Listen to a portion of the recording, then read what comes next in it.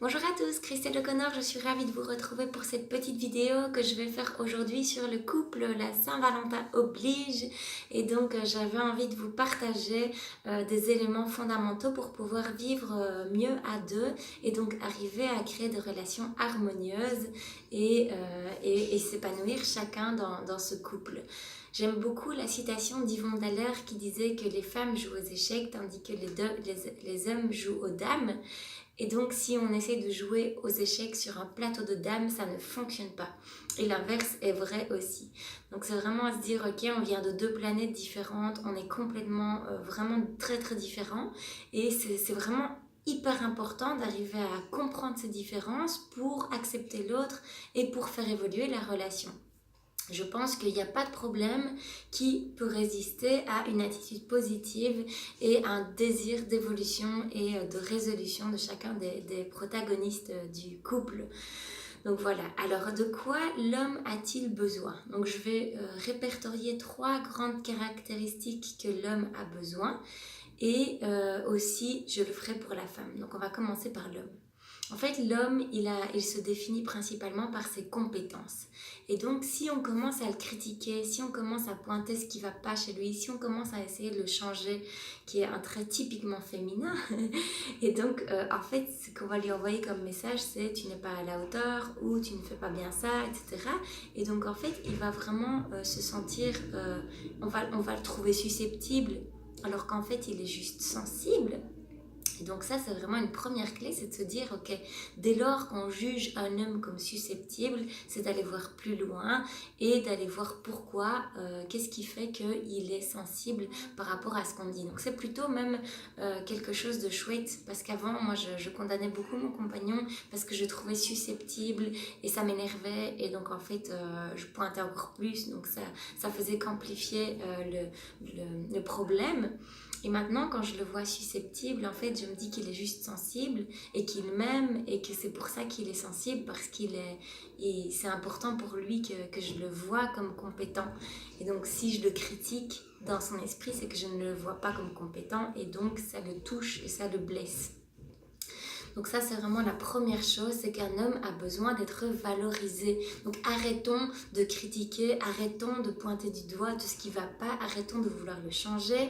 Et donc ça, c'est vraiment super important.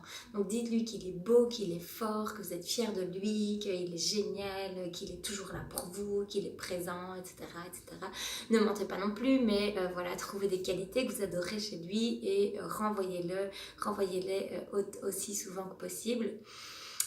Donc voilà, ça c'est vraiment le premier point. Ce que j'aimais aussi, c'est que John Gray disait que les hommes sont comme des dauphins. Et en effet, les hommes, ils ont envie d'être applaudis et valorisés. Donc ça, c'est la première clé que j'ai envie de vous partager ici. La deuxième chose, c'est qu'un homme a besoin qu'on lui fasse confiance. Qu'on lui fasse confiance dans la manière de résoudre les problèmes, qu'on lui fasse confiance quand on lui demande quelque chose, vraiment qu'on lui fasse confiance de manière générale. Et en fait, un homme qui réagit au stress est un homme qui va avoir tendance à se refermer dans sa grotte et donc il a besoin de solitude, il a besoin de pouvoir gérer son problème tout seul. Donc une grande erreur que nous faisons, c'est d'aller lui parler et donc d'essayer de parler sur son problème. Donc ça, c'est vraiment des trucs très féminins parce que nous, on a besoin de parler pour résoudre le problème, mais eux, ils n'ont pas besoin de parler, ils ont juste besoin de solutionner eux-mêmes dans leur grotte, et une fois qu'ils ont solutionné, bah là ils peuvent en sortir et ils peuvent parler plus de manière émotionnelle. En fait, ce qui se passe, c'est qu'un homme, pour se recentrer, pour se recadrer au niveau émotionnel, ils ont besoin d'être dans la subjectivité et le rationnel, c'est-à-dire ils ont besoin de se baser sur des faits et pas sur les émotions. Donc par exemple, un homme qui a été licencié, si vous commencez à lui demander comment il se sent, quelles sont ses émotions, il va pas se sentir mieux, au contraire, ça va exacerber son problème. Donc il va plutôt avoir tendance à aller voir dans la conjoncture actuelle, à aller voir au niveau des problèmes économiques. Donc vraiment, il va rester sur des faits, il va rester sur du concret, sur de l'objectif, sur du rationnel. Et donc ça, c'est vraiment la meilleure manière de pouvoir aider un homme. qui a un stress, c'est déjà de lui faire confiance à pouvoir le résoudre lui-même, c'est de le laisser seul, donc le laisser vraiment dans sa grotte. Et la troisième chose, c'est de rester dans une analyse concrète, objective et rationnelle de la situation. Et donc ça, c'est vraiment quelque chose qui va lui permettre de se recentrer émotionnellement. Et quand il aura fait ce travail-là, il pourra être plus enclin à parler de ses émotions. Donc ça, c'est vraiment une différence fondamentale entre les hommes et les femmes.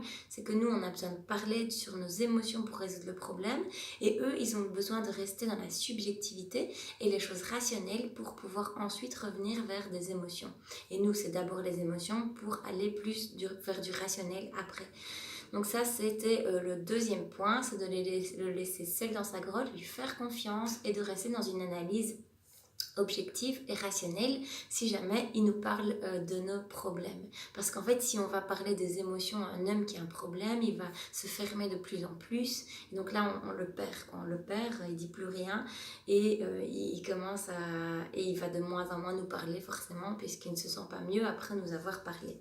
Donc ça, c'était la deuxième chose. La troisième chose, c'est qu'un homme a besoin que sa femme se positionne à la fois comme sa mère et à la fois comme sa femelle. Donc en fait, il a besoin que la femme prenne soin de lui fasse à manger. Il a vraiment besoin de se... Donc à la fois, c'est un peu nourrir le petit garçon et l'homme. Et donc c'est vraiment prendre soin de lui, être aux petits soins, lui faire à manger, etc. Et à côté de ça, pouvoir l'exciter. Donc vraiment être dans sa féminité, pouvoir être enthousiaste. Alors l'exciter, ça peut être enthousiaste pour amener des projets dans le couple. Ça peut être... vraiment l'exciter sexuellement et donc l'enthousiasme c'est vraiment l'énergie du désir, l'énergie sexuelle à la fois et à la fois l'énergie qui permet d'avoir un désir pour un projet. Donc ça c'était les trois grands besoins de l'homme. Le premier c'était d'être valorisé, le deuxième c'est qu'on lui fasse confiance, qu'on le laisse seul et qu'on reste dans de l'objectif et du rationnel.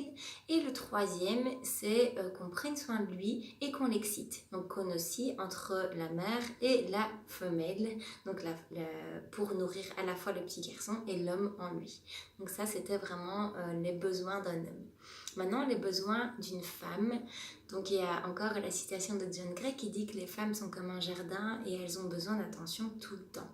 Et ça c'est vrai, et en général un homme il va nous faire des attentions, puis après il va croire que c'est acquis, et puis voilà, il va laisser faire et il va plus faire attention à nous, il va mettre son focus sur autre chose. Et donc c'est pas bien ou mal, c'est juste que c'est leur manière de fonctionner. Mais nous, s'il met son focus sur autre chose, on va le prendre contre nous et donc on va se dire qu'il nous aime moins ou qu'il est moins présent. Et ça c'est vraiment quelque chose qui est super important aussi, c'est de se dire que la femme a une énergie qui rayonne. Donc nous, le truc, c'est qu'on va toujours rayonner, on va prendre soin des autres, on va aller vers l'extérieur, on va vraiment en faire plein, jusqu'à en avoir ras-le-bol et arriver à la goutte d'eau. Et donc là, on va être complètement frustré, on va en avoir marre, etc. Mais donc à l'inverse, un homme a une énergie qui est plus convergente. Nous, on a une énergie qui rayonne vers l'extérieur. Eux, ils ont une énergie qui converge vers l'intérieur. C'est pour ça qu'on dit souvent qu'un homme est égoïste. Mais c'est pas du tout vrai. C'est juste que par rapport à leur énergie. Donc il va faire attention à sa femme. Il va voir qu'elle est heureuse. Ensuite, il va mettre toute son énergie dans son boulot, par exemple. Et donc nous, on va prendre ça comme contre nous. Donc il a plus envie de nous, il a plus envie d'être présent, etc. Alors qu'en fait dans sa tête c'est maintenant je vais mettre mon énergie sur le boulot pour m'occuper encore mieux de ma famille, pour amener plus d'argent, pour au final être plus libre par après. Je ne sais pas ce qu'il y a dans sa tête, mais en tout cas on a vraiment l'impression qu'ils sont égoïstes et qui se renferment, alors qu'en fait c'est par leur énergie, c'est comme ça. Donc ça c'est vraiment notre point qui est super important. Et donc en fait ce que je partage ici c'est pour permettre à l'homme d'accompagner la femme dans son rayonnement. Et nous les femmes c'est vraiment d'accompagner l'homme à rester dans sa stabilité et à être un pilier, quoi, à être dans son axe, en fait, vraiment être stable dans son axe. Et donc ça, il faut arrêter de condamner et simplement essayer de comprendre l'autre pour pouvoir agir sur nous et que chacun puisse faire des efforts ou des efforts, en tout cas essayer de comprendre l'autre pour pouvoir mettre en place une relation harmonieuse et où chacun est nourri de l'autre. Et donc ça c'est vraiment extraordinaire quand on arrive à mettre ce cercle en place dans le couple.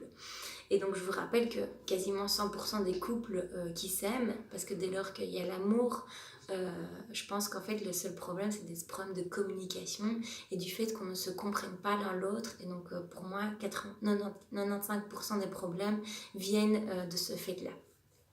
Donc je disais, une femme, son premier besoin, c'est qu'elle a besoin d'attention tout le temps, tout le temps, tout le temps, tout le temps. Et ça ne s'arrête jamais. Et donc, tel un jardin, on doit enlever les mauvaises herbes, on doit remettre des autres choses, on doit entretenir les fleurs. Et donc, c'est vraiment des petits gestes au quotidien qui va faire qu'une femme va se sentir valorisée, elle va se sentir importante aux yeux de son homme. Et donc, dès lors qu'elle se sentira importante, elle aura encore plus envie de s'occuper de vous, elle aura encore plus envie de vous exciter. Et donc là, vraiment, ce sera bien mis en place. Donc ça, c'est vraiment génial. Une autre chose, le deuxième point, c'est qu'une femme a besoin de se sentir comprise dans ce qu'elle exprime. Et donc,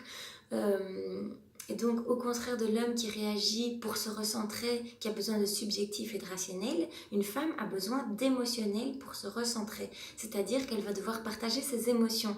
Et donc, en fait, la solution, elle la connaît. Elle n'a pas besoin qu'on lui apporte une solution. Elle a juste besoin qu'on la comprenne dans son émotion. Donc, une phrase type que vous pouvez dire à votre compagne qui se sent pas bien, qui est triste ou qui traverse une période émotionnelle difficile.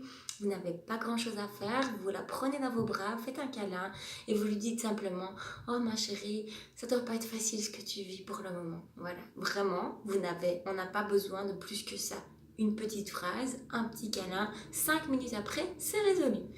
Par contre, si vous commencez à nous apporter des solutions alors qu'on est dans l'émotion, là ça coince parce qu'on se sent complètement incomprise dans ce qu'on vit en fait, et on trouve que c'est pas juste et que vous vous en foutez en fait de ce qu'on vit et que c'est dur et tout ça. Et j'ai un exemple qui me vient en tête personnel. Donc j'ai traversé une période un peu difficile et donc je l'exprime à mon compagnon par SMS. Et donc en fait il me réécrit un SMS, il me dit allez, j'ai confiance en toi, t'es au top, tu vas y arriver. Voilà, là j'ai ri parce que je voyais bien que en fait pour lui c'est ce dont il a besoin. Donc il me laissait seule résoudre mon problème et il me valorisait. Donc il me donne ce dont il a besoin et donc je voyais que c'était une preuve d'amour. Mais si j'avais pas eu cette hauteur, j'aurais vraiment pu le prendre très très mal, à me dire mais enfin il m'en a rien à faire de ce que je vis, il m'envoie un petit SMS comme ça, moi je veux un câlin, je veux de la présence, je veux qu'il soit là pour moi. Mais après on en a parlé, j'ai pu l'exprimer et du coup ça nous a fait rire. Mais en général, c'est vrai que ce genre de situation va créer des conflits parce qu'on ne se sent pas comprise et donc en fait ça va durer une éternité alors qu'en fait ça aurait pu durer juste 5 minutes. Donc vraiment, une femme a besoin de se sentir comprise dans ce qu'elle vit. On fonctionne de manière émotionnelle et subjective. Et une fois qu'on a pu gérer notre émotion par rapport à ça, c'est là qu'on peut basculer dans l'objectivité et le rationnel. Et là, on peut trouver des solutions. Donc, on n'a pas besoin de vous pour trouver des solutions. On sait les trouver nous-mêmes. On a juste besoin de se sentir comprise. Alors, une troisième chose que la femme a besoin, c'est de se sentir en sécurité avec son homme. Donc, au plus, messieurs, vous serez dans des énergies de détermination, de certitude, d'ancrage, vraiment de... En fait, la plus belle chose, c'est vraiment de la présence. Et donc, dire à votre chéri, t'inquiète, je suis là, je suis là, je suis là, je suis là. Peu importe ce que tu traverses, je suis là. Et donc, en fait, ça, c'est vraiment quelque chose qui nous sécurise très, très fort, qui nous stabilise et donc qui nous permet de mieux rayonner, qui nous permet d'encore plus connecter à notre énergie féminine et de pouvoir rayonner vers l'extérieur, c'est-à-dire aussi prendre soin de vous, c'est-à-dire aussi vous exciter, c'est-à-dire aussi vous valoriser, c'est-à-dire vous laisser du temps quand vous en avez besoin. Et donc, en fait, là, il y a vraiment quelque chose d'extraordinaire qui se met en place quand on se sent en sécurité, quand on sent que l'homme fait attention à nous, est très intentionné, et quand on se sent comprise. Donc je résume, l'homme il a besoin d'être valorisé, il a besoin qu'on lui fasse confiance, il a besoin qu'on le laisse seul quand il a un problème, vraiment qu'on le laisse seul, et si jamais il nous parle de nos problèmes, de ses problèmes, il a besoin qu'on ait une approche subjective et rationnelle. L'homme a aussi besoin qu'on prenne soin de lui et qu'on l'excite. Donc qu'on oscille entre la mère et la femelle. Vraiment, il a besoin de ces choses-là. Donc en fait, vous faites ça avec un homme, je vous garantis que vous le gardez dans votre vie. C'est certain. Vraiment. Donc ça, vraiment investir, mettre des choses en place, comprendre et vous le gardez, vous le stabilisez dans son axe et donc vous lui permettez de vous accompagner aussi à être dans votre propre axe. Alors, une femme a besoin de quoi? Une femme a besoin d'attention tout le temps, tous les jours, et ça ne s'arrête jamais. Une femme a besoin d'attention. Une femme a besoin qu'on la comprenne dans ses émotions, et donc qu'on la comprenne dans sa subjectivité et son émotion. Et une troisième chose, c'est qu'une femme a besoin de stabilité et de sécurité. Donc vraiment, je suis là chérie, t'inquiète, je suis là, je suis présent et je bouge pas. Donc ça, c'est vraiment extrêmement sécurisant et donc ça nous permet vraiment, ça nous aide vraiment à être de mieux en mieux. Et donc en fait, c'est vraiment se mettre au service de l'autre parce qu'au plus on va se mettre au service de l'autre, au plus l'autre va se mettre à notre service et donc c'est vraiment une boucle extraordinaire. Voilà. Maintenant, ça demande un minimum d'effort, ça demande en tout cas beaucoup de bonne volonté pour comprendre l'autre et beaucoup de respect aussi dans nos différences. Donc voilà, n'hésitez pas à commenter et partager la vidéo si ça vous a plu. Vraiment, mettez vos commentaires, que ce soit des critiques positives, constructives, négatives, peu importe. J'ai besoin d'évoluer, pour ça j'ai besoin de savoir ce que vous pensez de mes contenus au niveau des vidéos. Voilà, je vous souhaite une magnifique journée, passez une bonne journée de Saint-Valentin et à bientôt.